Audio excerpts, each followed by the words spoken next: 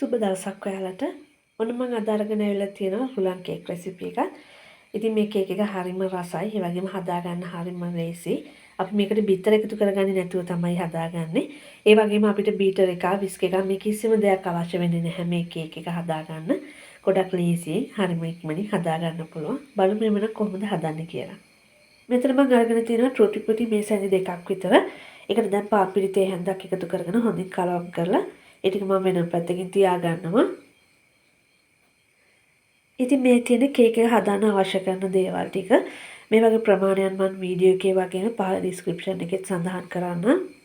මෙතන මම බ්ලෙන්ඩර් ජාර් එක අරගෙන තියෙනවා. ඒකට දැන් එකතු කර ගන්න රුලන් මෙෂරින් කප් එකක්. ඊළඟට එකතු කර ගන්නවා කිරි මෙෂරින් කප් භාගයක්. මෙතන මම ෆ්‍රෙෂ් මිල්ක් අරගෙන තියෙන්නේ. ඊළඟට එකතු කර ගන්නවා දිය කරගත්තු බටර් මෙෂරින් කප් කාලක්. මෙතන ඔයාලට මාගරින් අරගන්නත් පුළුවන්. ඒත් එක්කම එකතු කර ගන්නවා සීනි මෙෂරින් කප් භාගයක්. ඊළඟට මම මේකට එකතු කර ගන්නවා මුදෝපු කිරි මෙෂරින් කප් භාගයක්. මෙතන ඔයාලට යෝගට් අරගන්නත් පුළුවන්. යෝගට් එකතු කරගත්තොත් කේක් එකේ රසයේ පොඩි වෙනසක් වෙන්න පුළුවන්. ඊළඟට එකතු කර ගන්නවා වැනිලා තේ හැන්දා. දැන් මේ දේවල් ටික විනාඩි 2ක් විතර හොඳින් බ්ලෙන්ඩ් කරගන්න ඕන. මේ තියෙන විනාඩි 2ක් විතර බ්ලෙන්ඩ් කරලා හදාගත්තු මිශ්‍රණය. දැන් මේ විදිහට හදාගත්ත මිශ්‍රණය වෙනත් භාජනයකට දාගන්න.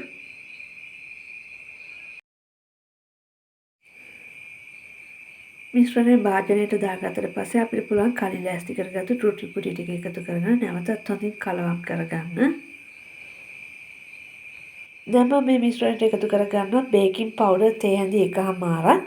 බේකින් පවුඩර් ටික එකතු කරලා නැවතත් හොඳින් කලවම් කරගන්න. ඒ වගේම මේ වෙලාවේ oven එකත් ප්‍රීහීට් කරගන්න සෙල්සියස් එක 170 විනාඩි 10ක් විතර. ඉතින් මේ තියෙන්නේ මම කේක් එක බේක් කරගන්න ගත්ත ට්‍රේ එක. මේ ගන්න ට්‍රේ එකේ ඇතුළත හොඳින් බටර් ටිකක් හෝ තෙල් ටිකක් ගාලා අරගන්න ඕන. ඒ වගේම අඩියට මේ පේන විදියට පාර්ච්මන්ට් පේපර් එකක් හෝ ඔයිල් පේපර් එකක් දාලා අරගන්න. දැන් මම හදාගත්ත මිශ්‍රණය මේ ට්‍රේ එකට දාගන්නවා.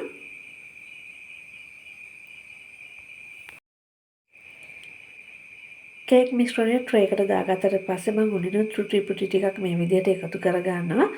ඒත් එක්කම ප්ලම්ස් ටිකකුත් එකතු කරගන්නවා. ඉතින් ඔයා කැමති නම් මේ දේවල් දාගන්න පුළුවන්. ඊළඟට මේ පේන විදියට කේක් ට්‍රේ එක දෙතුන් පාරක් ටැප් කරගන්න. දැන් අපිට පුළුවන් මේ කේක් එක සෙල්සියස් එක 170ට විනාඩි 10ක් ප්‍රීහීට් කරපු oven එකේ විනාඩි 25ක් 30ක් අතර කාලෙකදී කේක් එක බේක් කරගන්න. ඉතින් කේක් එක හොඳින් බේක් වෙලාද කියලා බලා ගන්න අපිට පුළුවන් මේ විදිහට ටූත් පීක් එකක් ගහලා බලන්න. ටූත් පීක් එකේ මිශ්‍රණය ගෑවිලා එනනම් තවත් විනාඩි කිහිපයක් බේක් කරගන්න ඕන. ඉතින් මේ තියෙන මේ විදිහට හදාගත්තු කේක් එක දැන් අපිට පුළුවන් මේ කේක් එක ට්‍රේ එකෙන් අයින් කරගෙන නිවෙන්න තියාගන්න.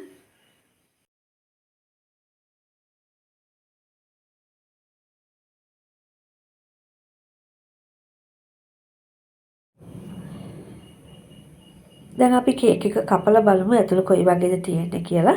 ඉතින් ඔයාලට කැමති සයිස් එකේ කෑලි වලට මේ කේක් එක කපා ගන්න පුළුවන්. ඉතින් මම මේ හදාගත්තු රුලන් කේක් එක හොඳ සොෆ්ට් එකට තියෙනවා. ඒ වගේම මේ වෙලාවේ හොඳ සුවඳකුත් තියෙනවා. කේක් එකේ හොඳ කිරි රසකුත් තියෙනවා. ඉතින් ඔයා බිත්තර කන්නේ නැති කෙනෙක් නම් ඔයාට පුළුවන් මේ විදිහට කේක් එකක් හදාගන්න. ඒ වගේම විශේෂ අවස්ථාවකට උනත් ගොඩක් ලේසියෙන් හදාගන්න පුළුවන්. ඉතින් එහෙමනම් ඔයත් මේ රස රුලන් කේක් රෙසිපි එක try කරලා බලන්න. අපි තවත් දවසක මේ වගේ රසවත් රෙසිපි එකකින් හම්බෙමු.